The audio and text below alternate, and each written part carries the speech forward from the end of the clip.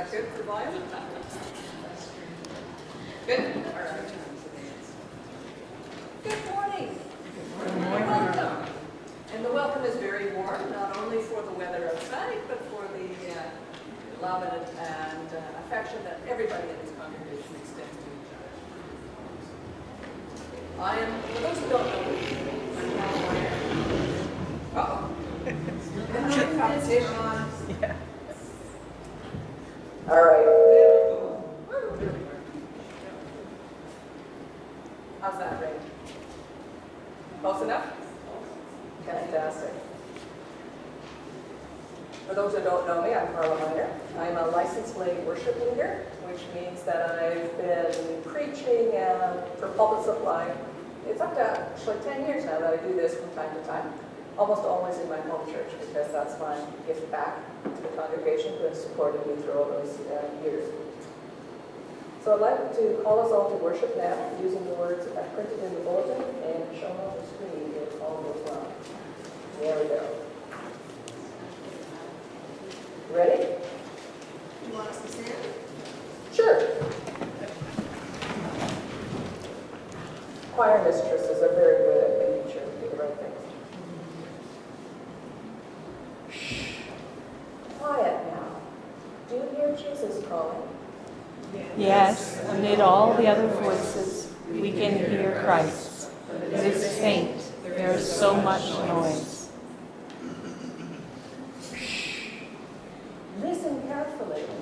What is Jesus asking you to do? Christ wants us to follow him, but there are so many other things to do. What does it mean to follow? Do you know? Yes, Christ said we must live according to his teachings. That message comes through loud and clear. Yes, it's not difficult to understand. To follow Jesus, we must love the Lord our God with all our hearts, with all our souls, and with all our minds. For that purpose, Let us worship. and remain standing for our opening hymn, Places United 567.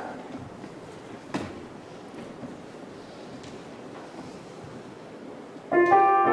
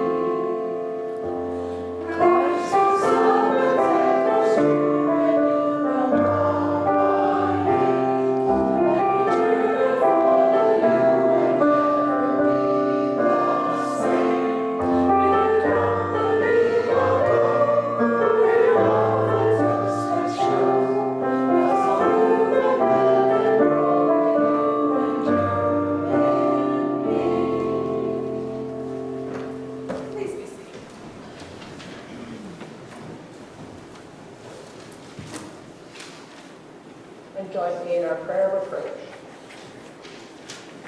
Gracious God, we come to worship you with hearts full of thanksgiving. You have blessed us with warm sunny days and plentiful rain. We come to worship you with arms open to receive your message. You have blessed us with the teachings of Jesus. We come to worship you, Spirit-seeking communion with the Holy Spirit. Help us to connect with you. Amen. All right, now. Allison and myself were running kind of on our own here because Alana is on vacation. And so we have some bulletin items in here. One of the things I'm supposed to add, number one, is there are cooling drinks and tea, coffee, something like that downstairs, so please join us afterwards. It's definitely cooler at the lower level, so we appreciate that. And the other thing that Allison wanted me to mention is that we're looking for individuals that would be willing to lead the initiative on the fall supper. We've been blessed by many generous souls over the years who have taken on that initiative and made us proud with the work they extend to the community. If there's anyone that you know or you yourself can do that work in the fall as leaders, please make yourself known to us. Anything else, Allison, I've forgotten? Those are the main ones. All right. Otherwise, I'd let you look at the bulletin inserts. It's a very happening place. There's lots of things that are happening, particularly when we start up in September. So I'll leave that with you.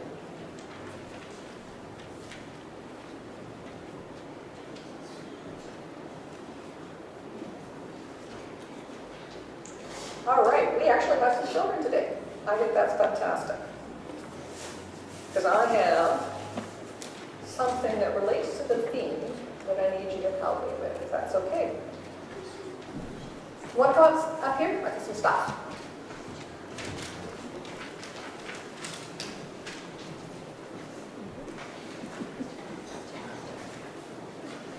That's one of the challenges of being a licensed lay worship leader.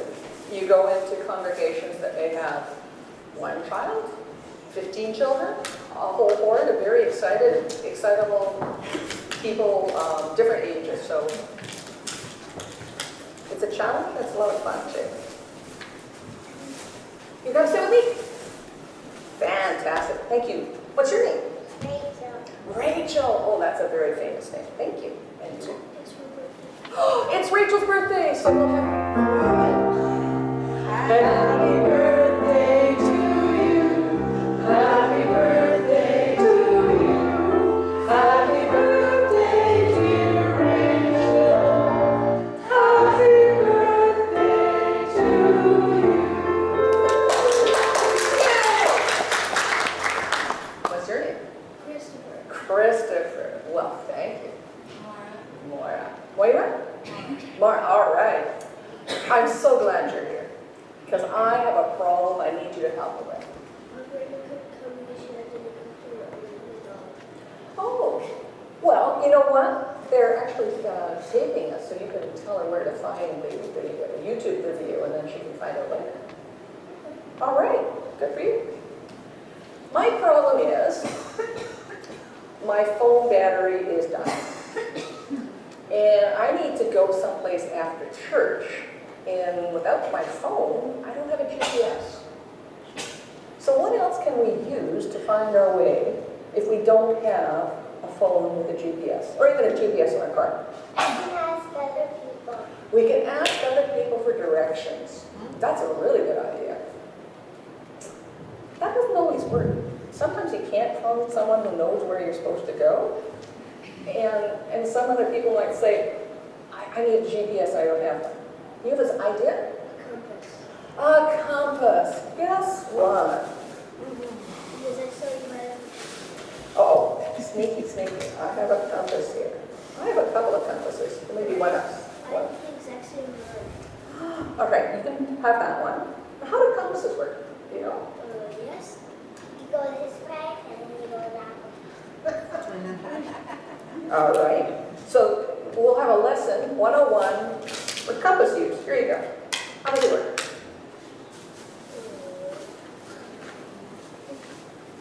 What else do you need? Would one of these things help? A map. A map. Fantastic.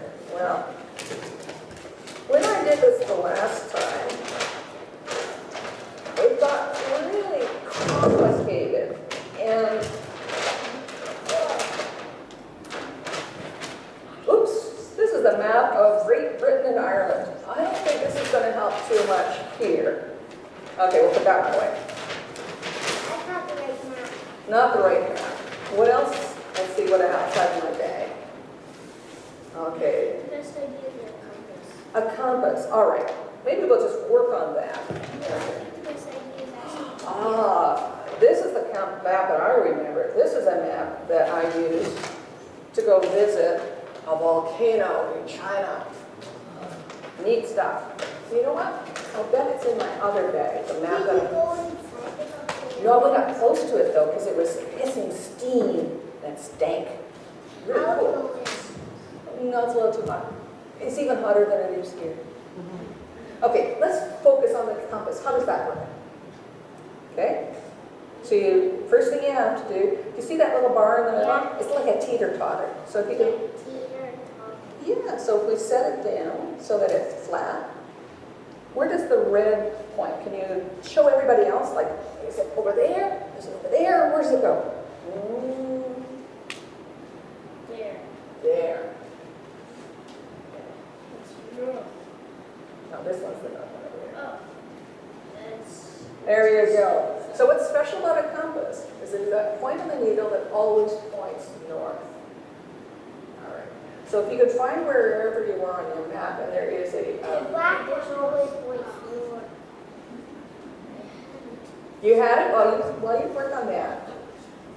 I'll get out the other map and show you there's something on the map that's really cool. Yeah, this one. When I was talking to some kids at Richmond United Church, I asked Savannah, who was up in front of me, okay, where are we?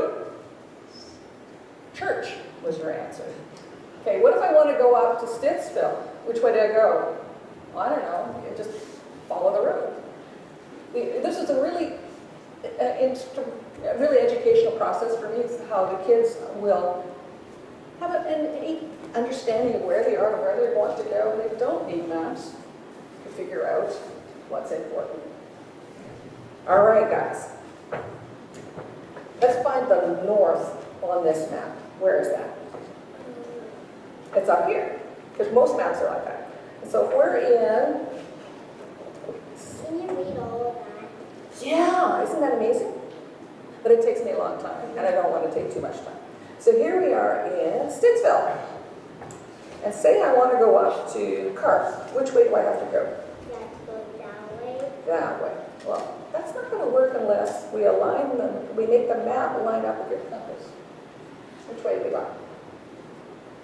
So where are we? We're in Stittsville. Where do you want to go? I want to go to Carp. Oh, okay. So.